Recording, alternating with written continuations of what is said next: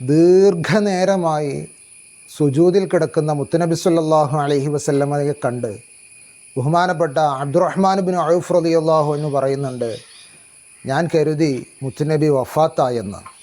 അത്രയധികം സുദീർഘമായൊരു സുജൂദ്.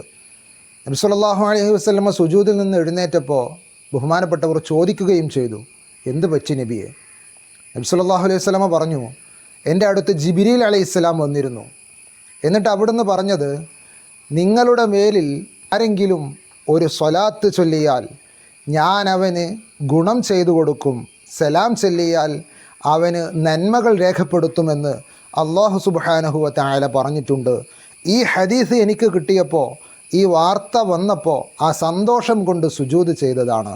അള്ളാഹുവിൻ്റെ ഹബീബ് സല്ലല്ലാഹു അലൈഹി വസല്ലമ തങ്ങൾക്ക് നമ്മോടുള്ള ഇഷ്ടത്തിൻ്റെ, സ്നേഹത്തിൻ്റെ വലുപ്പം എത്രമാത്രമാണ്.